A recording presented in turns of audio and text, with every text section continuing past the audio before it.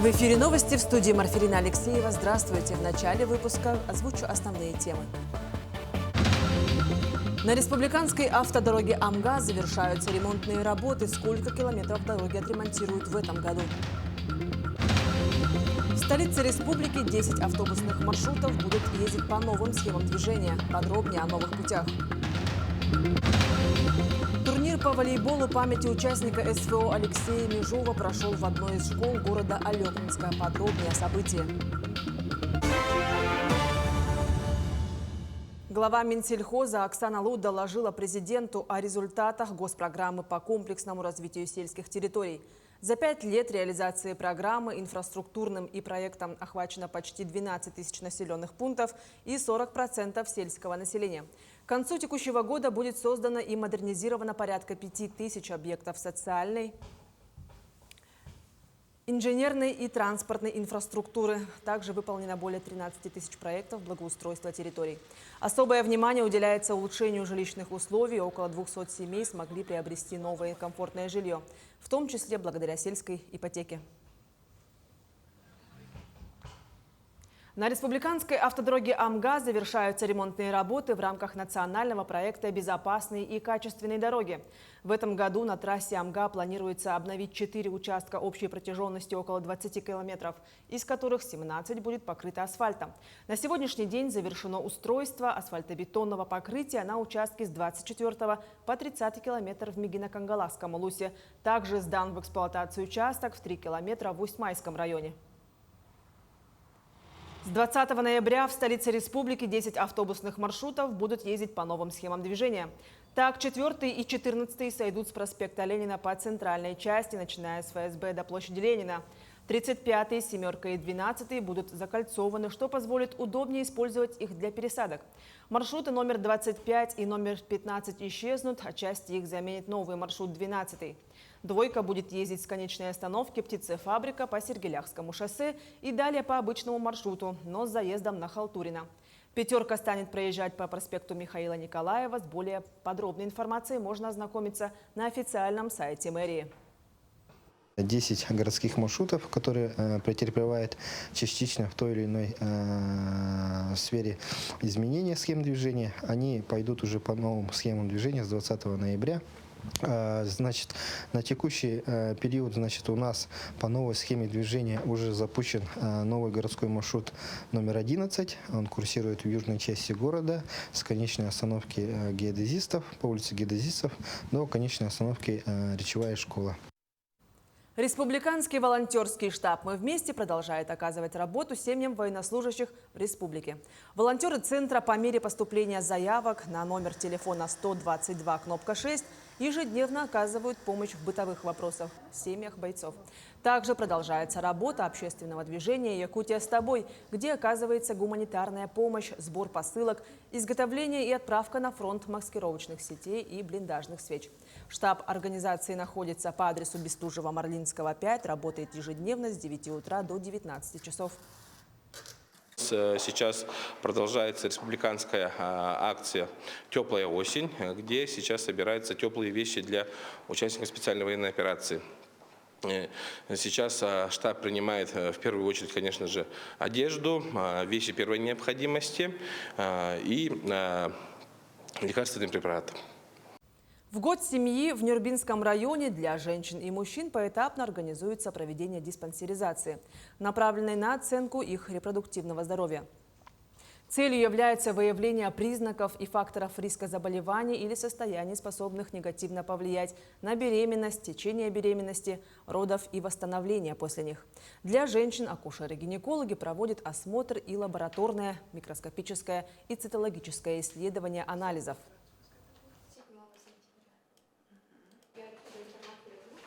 У нас за месяц прошло больше 450 женщин на приеме. Все у нас достаточно, все у нас хватает, все для этого есть. И кольпотесты есть, и для проведения определения инфекции методом ПЦР, и для осмотров все, что нужно в больнице, у нас есть, существует. А врачи Чурапчинской ЦРБ впервые провели 2 сложные операции по замене тазобедренного сустава.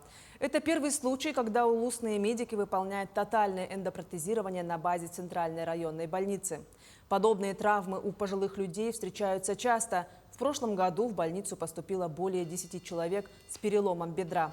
Ранее пациентам приходилось отправляться в Якутск для операции или ждать мобильных хирургов. Раньше, чтобы получить такую медицинскую помощь, пациенты направлялись в город. Преимущество для пациентов – это скорость, быстрота, то, что операция делается местно. Больница за свой счет заказывает импланты, эндопротез и уже в наших условиях устанавливаем. Эндопротез – это амагнитный, металлический и с пластиковым компонентом материал, долговечный, надежный, заменяет поврежденный сустав.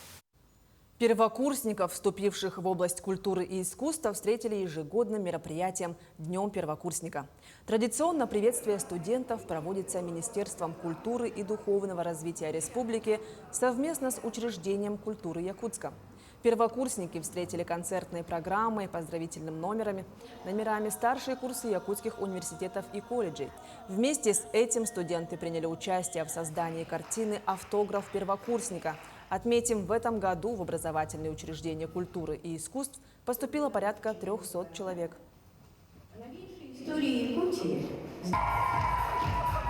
Хотелось бы отметить, что наша республика традиционно является республикой, где на одно место в среднем 6-7 человек на одно место. Это считается одним из лучших результатов в России.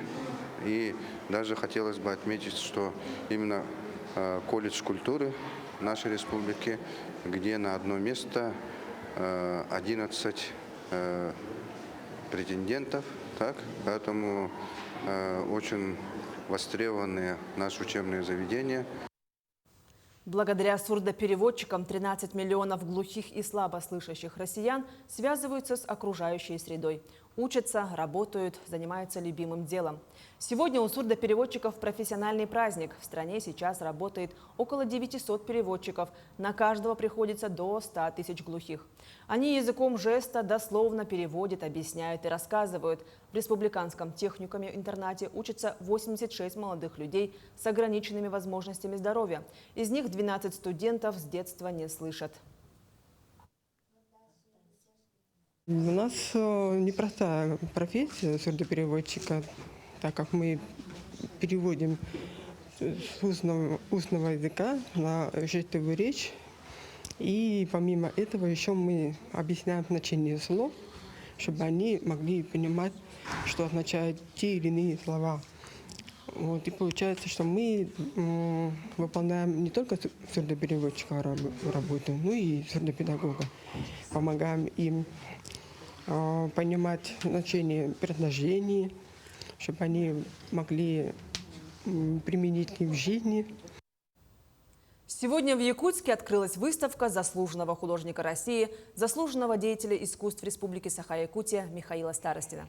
На протяжении нескольких десятилетий пристальный и напряженный интерес вызывает искусство якутского художника. В графических живописных композициях автор воплотил новое, возвышенное понимание внутренней силы северного человека.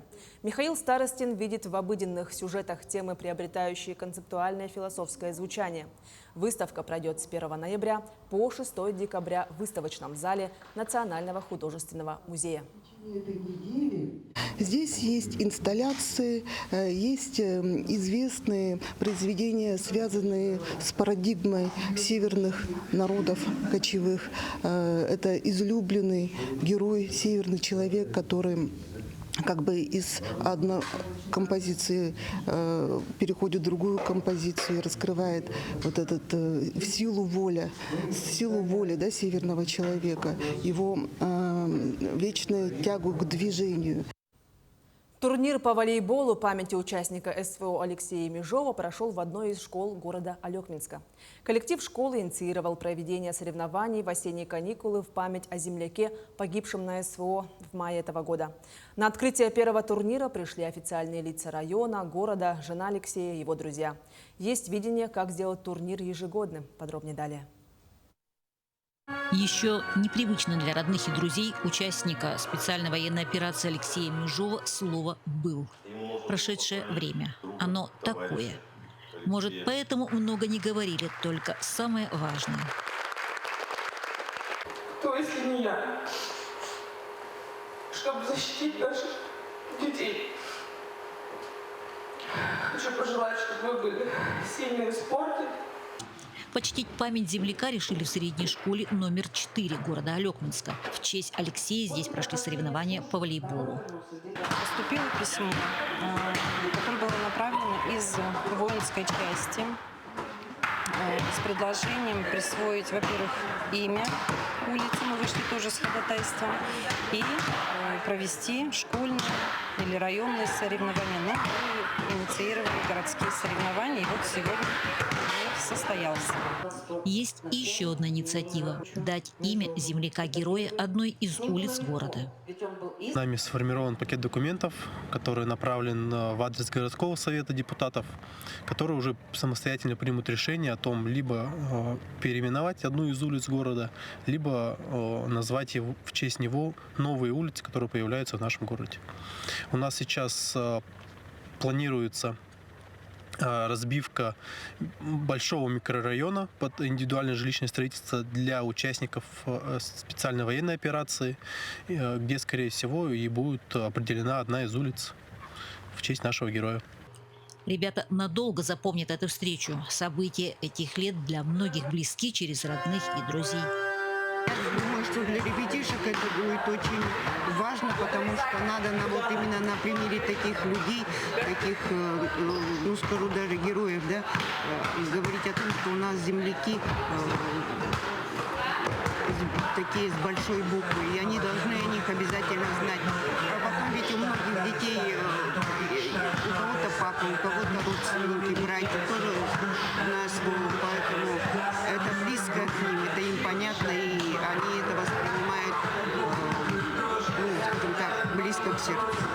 Коллектив школы хотел бы, чтобы турнир стал ежегодным, расширил границы до районных, чтобы и потом поколения помнили. Герои рядом с нами навсегда. Планируем его проводить каждые осенние каникулы. Елена Фаст, Алекминск. К этому часу это все актуальные новости. Оставайтесь с нами и до встречи в эфире.